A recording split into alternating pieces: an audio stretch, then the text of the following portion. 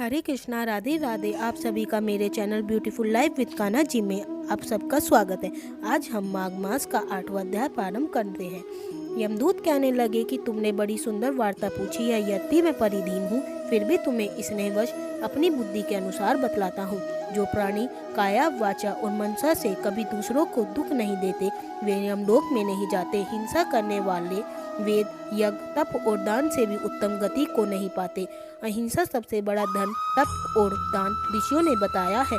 जो मनुष्य जल या पृथ्वी पर रहने वाले जीवों को अपने भोजन के लिए मारते हैं, वे कालसूत्र नामक नरक में पड़ते हैं और वहां पर अपना मांस खाते हैं और रक्त पीप पान करते हैं तथा पीप की कीचड़ में उनको कीड़े काटते हैं। हिंसक जन्मांध, काने, कुबड़े, लूले, लंगड़े, दरिद्र और अंगहीन होते हैं। इस तरह इन लोक तथा परलोक में सुख की इच्छा करने वाले को काया, वाचा और मन में दूसरों को दोह नहीं करना चाहिए। जो हिंसा नहीं करते, उनको किसी प्रकार का भय नहीं होता। जिस तरह सीधी और टेढ़ी दोनों प्रकार की बहने वाली नदियाँ समुद्र में मिल जाती हैं, वैसे ही सब धर्म अहिंसा में प्रवेश कर जाते हैं। ब्रह्मचारी, गृहस्थ, वानप्रस्थी तथा यति सभी अपने अपने धर्म का पालन करने और जितेंद्रिय रहने से ब्रह्मलोक को प्राप्त होते हैं। जो जलाशय आदि बनते हैं और सदैव पांचों यज्ञ करते हैं, वे यमपुरी में नहीं जाते। जो इंद्रियों के वशीभूत नहीं होते, वे वादी और नित्य ही अग्नि अर्थात हवन आदि का पूजन करते हैं, वे स्वर्ग को जाते हैं। युद्ध भूमि में जो शूरवीर मर जाते हैं, वे सूर्यलोक को प्राप्त होते हैं। जो अनाथ स्त्री शरण में आए हुए तथा ब्राह्मणों की रक्षा के लिए प्राण देते हैं, वे कभी स्वर्ग से नहीं लौटते। जो मनुष्य लूले, लंगड़े, वृद्ध, अनाथ तथा गरीबों का पालन करते हैं, वे भी स्वर्ग में जाते हैं। जो मनुष्य गौओं के लिए पानी का आश्रय करते हैं तथा कुआं, तालाब और बावड़ी बनवाते हैं, वे सदैव स्वर्ग में निवास करते हैं। जैसे जैसे जीव इनमें पानी पीता है, वैसे ही उनका धर्म बढ़ता है।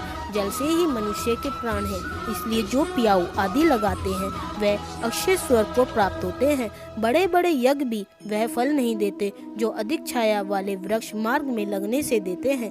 जो मनुष्य वृक्ष का रोपण करता है, वह सदैव दानी और यज्ञ करने वाला होता है। जो अच्छे फल और अच्छी छाया वाले मार्गों के वृक्षों को काटता है, वह नरकगामी होता है।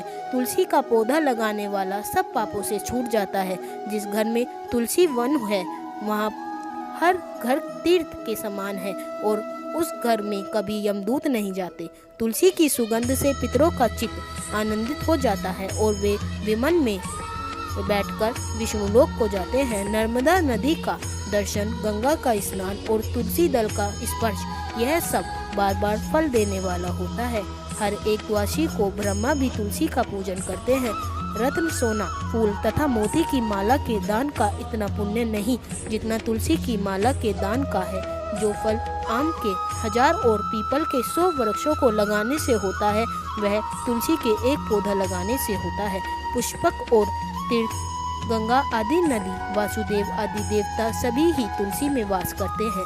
जो एक बार, 2 या 3 बार रेवा नदी से उत्पन्न शिव मूर्ति का पूजन करता है, अर्थात स्फुटिक रत्न के पत्थर के आप निकले हुए तीर्थ में पर्वत या बन रहे हुए शिव की मूर्ति की पूजन करते हैं और सदैव ओम नमः शिवाय मंत्र का जाप करते हैं।